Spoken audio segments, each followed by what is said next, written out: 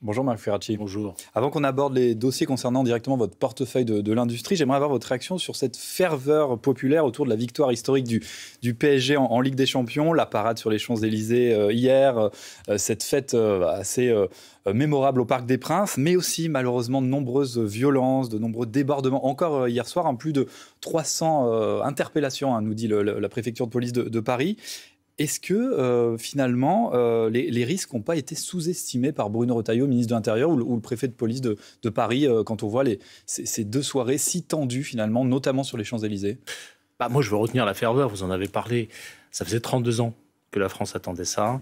Et dans leur immense majorité, ceux qui sont descendus dans la rue, pas seulement à Paris d'ailleurs, j'étais en province ce week-end, je peux vous dire que ça faisait la fête tout autant qu'à Paris.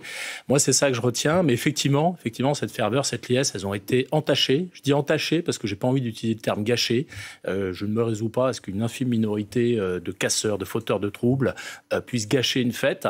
Mais effectivement, ça a été entaché par un certain nombre de débordements.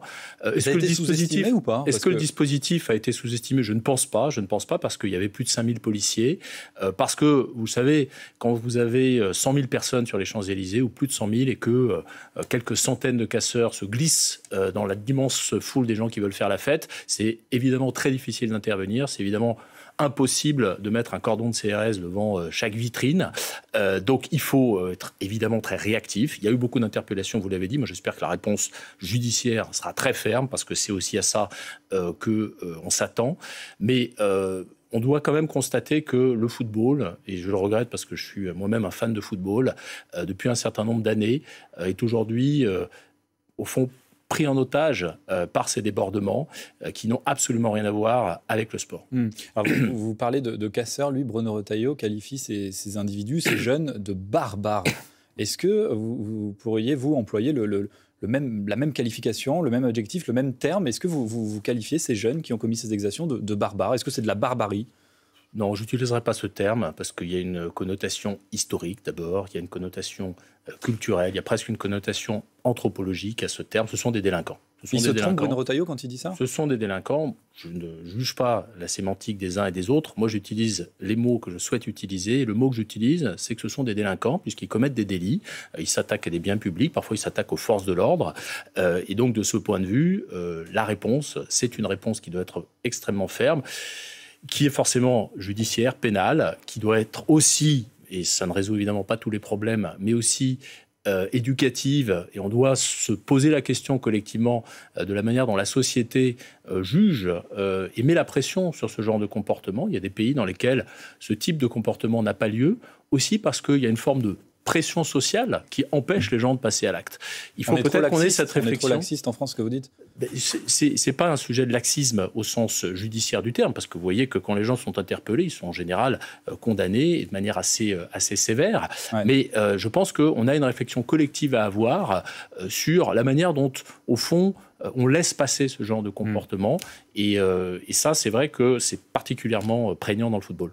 Alors Marc Ferracci, on le disait au début, vous êtes ministre de l'Industrie et de l'Énergie. On va parler des dossiers qui vous concernent directement. Emmanuel Macron s'est beaucoup gargarisé ces dernières semaines de la réussite du sommet Choose France à Versailles. Et c'est vrai qu'il a raison de le faire, puisque quand on voit finalement que la France est le premier pays en Europe qui attire le plus d'investisseurs étrangers, c'est assez logique qu'ils le disent de cette façon-là. En revanche, au niveau national, il y a pas mal de soucis, on va le dire comme ça, pour l'industrie française. Je pense notamment aux 600 emplois menacés chez le géant de l'acier ArcelorMittal. Je pense au secteur de l'habillement aussi, avec l'enseigne Jennifer qui est en grande difficulté, ou encore Naf qui est en liquidation judiciaire. On a l'impression quand même d'une puissance de l'État vis-à-vis de tous ces plans sociaux. Alors, d'abord, Jennifer, Naf, ce ne sont pas des industries. Ce sont des commerces qui, effectivement, importent beaucoup de textiles, notamment venus de l'étranger, venus d'Asie, à bas prix, qui ont un modèle économique qui, aujourd'hui, s'essouffle. Et à côté, vous avez Arcelor, qui est effectivement une industrie. Il faut bien voir qu'il y a des entreprises et des filières en difficulté. L'acier, c'est une filière en difficulté. La chimie, l'automobile, les équipementiers automobiles sont des filières en difficulté qui sont confrontées à de la concurrence internationale déloyale contre laquelle on se bat en Europe et contre laquelle on a obtenu ces dernières semaines et ces derniers mois des mesures et des annonces de la part de la Commission européenne dont il faut qu'elles soient mises en œuvre aujourd'hui très très vite. Mais je dois le dire, il y a aussi des choses qui fonctionnent bien dans notre industrie. Il y a aussi, moi je vais sur le terrain. ArcelorMittal, il faut faire quoi? 600 emplois menacés, qu'est-ce qu'il faut faire? Ce n'est pas 600 emplois menacés, c'est 600 emplois supprimés, il faut le dire. Supprimés. C'est pas 600 licenciements, parce qu'il y a aussi des gens qui vont partir à la retraite, mais c'est 600 emplois supprimés. Effectivement, c'est une industrie absolument essentielle. Pourquoi? Parce que l'acier, c'est ce qu'on appelle l'industrie des industries. Sans acier, vous n'avez pas de défense, vous n'avez pas d'automobile, vous n'avez pas d'aéronautique. Donc nous, notre but, et toute mon action, consiste à faire en sorte qu'on continue demain, dans les prochaines années, dans les prochaines décennies, à produire de l'acier en France. Qu'est-ce qu'il faut pour ça? Il faut que Arcelor, comme les autres entreprises de la filière, investissent notamment dans la décarbonation, c'est-à-dire produire de l'acier en émettant moins de CO2. C'est ça qu'on essaye d'obtenir d'Arcelor. Est-ce que vous nous dites les 600 emplois, c'est terminé, on ne peut rien faire? Non, on va discuter, et on discute d'ores et déjà avec Arcelor, pour essayer de limiter le périmètre de cette restructuration, de ce plan de licenciement, mais il y aura des suppressions de postes. Il ne faut pas se le cacher, il y aura des suppressions de postes. Maintenant, ce qui m'importe, moi, c'est que les sites ne ferment pas. Dans d'autres pays, en Allemagne en particulier, des sites ferment. Des concurrents d'Arcelor, comme ThyssenKrupp, ont annoncé il y a quelques mois 11 000 suppressions d'emplois avec des sites qui ferment. Nous, notre but, c'est que les sites ne ferment pas, qu'on continue à produire de l'acier en France. Et je note quand même que Arcelor a annoncé pour les prochaines semaines, pour les prochains mois, des investissements notamment à Dunkerque dans la décarbonation de son processus de production. C'est la meilleure garantie de maintenir les emplois et de maintenir l'activité. C'est ça qu'on essaye de créer. On essaie de se battre au niveau européen avec plus de protection commerciale, parce que ça, c'est une demande, avec plus de taxation carbone aux frontières, notamment vis-à-vis de l'acier chinois qui est produit en émettant beaucoup de CO2. Il faut taxer cette manière de produire et cette manière d'exporter. Et c'est comme ça qu'on s'en sortira. C'est comme ça qu'on arrivera à maintenir la production sidérurgique en France. Moi, je pense qu'on peut le faire. Alors, Emmanuel Macron se déplace demain, et je crois que vous êtes aussi du déplacement avec le chef de l'État, dans le Nord-Pas-de-Calais pour une visite dédiée au renouveau du bassin minier. Il s'était déjà rendu plusieurs fois sur place. Il va notamment visiter une usine de production de batteries à Douai qui doit... Ces batteries, elles doivent alimenter le constructeur automobile Renault en batterie, justement, notamment dans le cadre de la construction de la R5 électrique.